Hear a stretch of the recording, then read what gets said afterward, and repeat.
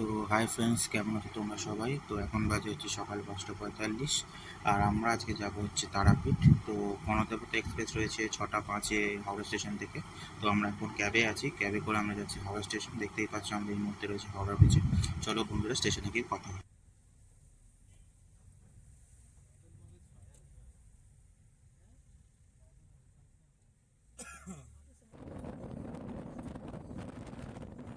তো আমাদের হাওড়া স্টেশন পৌঁছাতে অনেকটা লেট হয়ে গেছিলো। তো লাস্ট মোমেন্টে কোনোরকমভাবে আমরা গণদেবতা এক্সপ্রেসটা ধরেছি। তো ধরলে কী হবে, কিন্তু আমরা ট্রেনে কোনো সিট পাইনি, বিকজ আজকে শনিবার, মা কালীর দিন, বুঝতেই পারছো। ট্রেনে প্রচুর ভিড়, অনেক যাত্রী আজকে তারাপীঠে যাচ্ছে।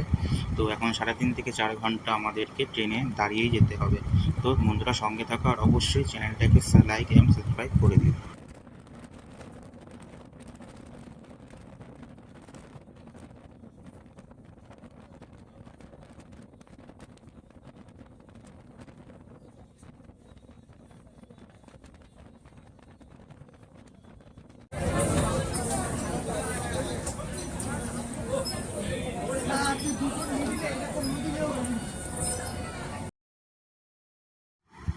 তো আফটার 4 আওয়ার্স আমরা পৌঁছে গেছি তারাপীঠ, মানে রামপুরহাট স্টেশন। তো রামপুরহাট থেকেই তারাপীঠ অনেক কাছে পড়ে। অনেকে ভাবে তারাপীঠ মানে তারাপীঠে গিয়ে ওখান থেকে তারাপীঠ কাছে পড়বে, কিন্তু একদম না। আমরা রামপুরহাটে এসে সেখান থেকে আমরা ব্যাকে যাবো, এতে আমাদের তারাপীঠ মন্দিরটা অনেক কাছে পড়বে। তো সঙ্গে থাকো।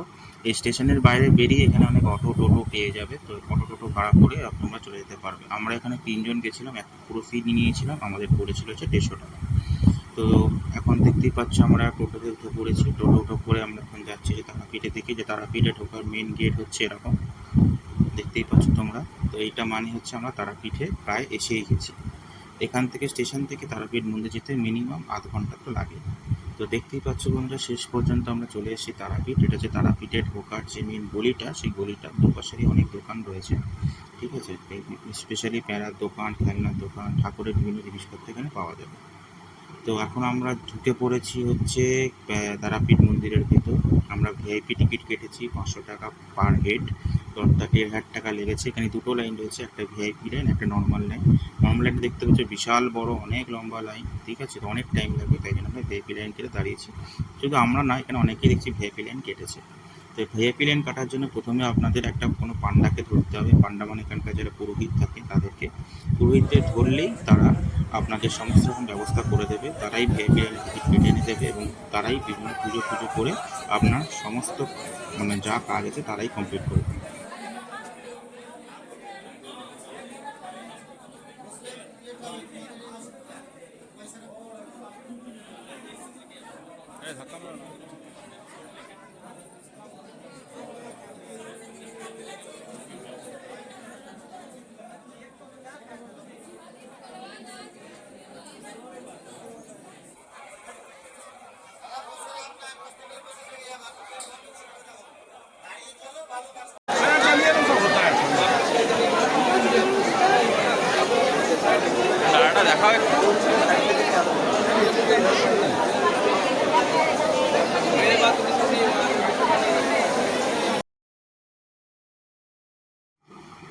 তো বন্ধুরা, এখন আমরা চলে এসেছি তারাপীঠের মহাশ্মশানে। তো দেখতেই পাচ্ছ বন্ধুরা, বিশাল ভিড় এখানে। তারপর আগে শনিবার, এবং দেখতেই পাচ্ছ মহাশ্মশানে প্রচুর দোকান বসে গেছে এবং অনেক লোক, প্রচুর ভিড়।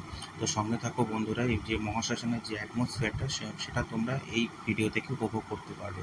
তো ভিডিওটাতে সঙ্গে থাকো।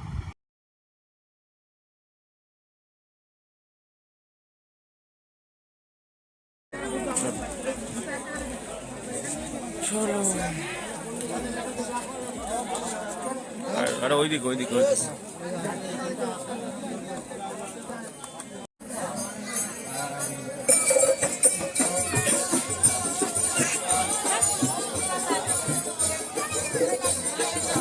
হ্যাঁ ঢুকছো, এদিকে ঢুকছো, ওদিকে ঢুকছো, কি করছো?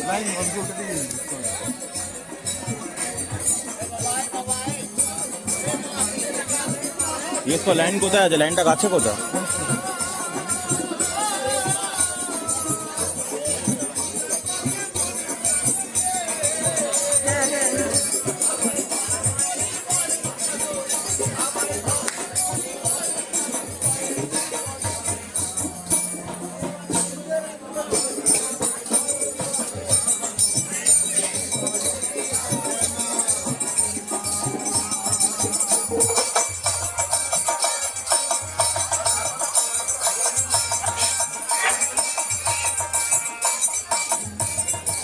জ্বালাই এখানে জ্বালিয়ে দে ভিতরে জ্বালাবার জায়গা পাবো না।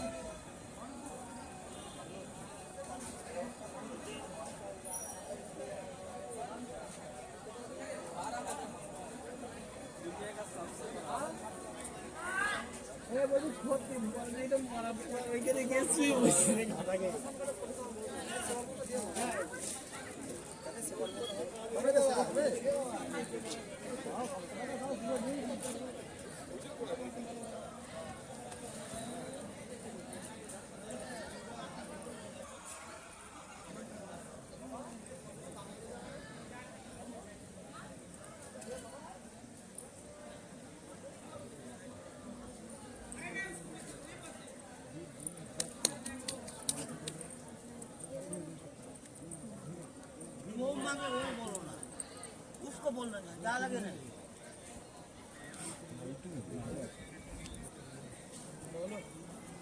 আচ্ছা কথা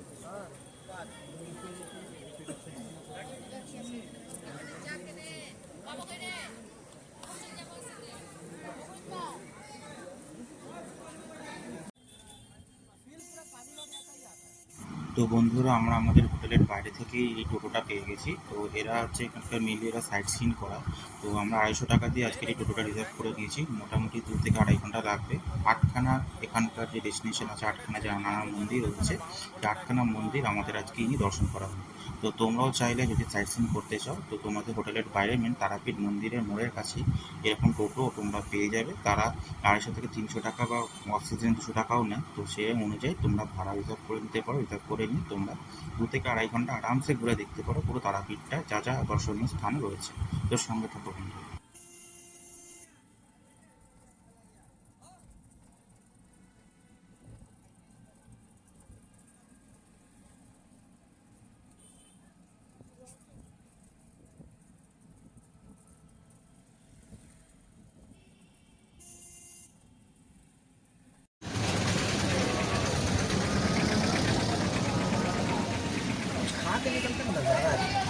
वही तो बोला तेरे चलो उधर मिल जाए ওখানে খাবার পাওয়ার কিছু পাওয়া যাবে? হ্যাঁ, খাবার হ্যাঁ, ব্যাস ব্যাস ব্যাস। धीरे से हम लोग को भी लेना है रोटेट करके। हाँ ले रहा सबका ही यो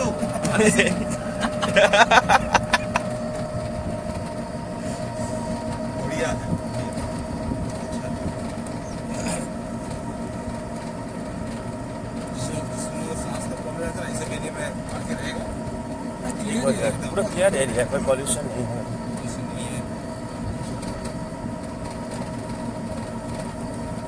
डॉक्टर ही सजेस्ट करते हैं उन लोग को वहाँ से जाके घूम के आओ, थोड़ा पहाड़ी इलाका हो थोड़ा।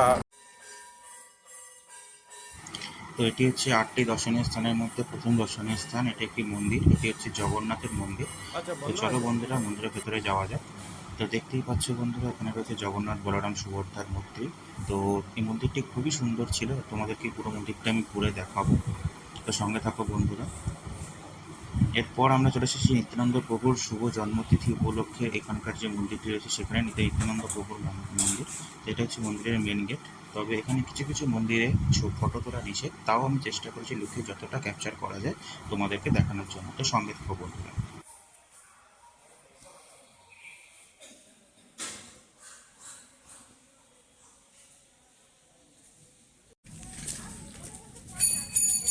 মনমোহন দেবের শ্রী মন্দির। मनमोहन देव, मनमोहन तो उन्हीं का नाम है ना।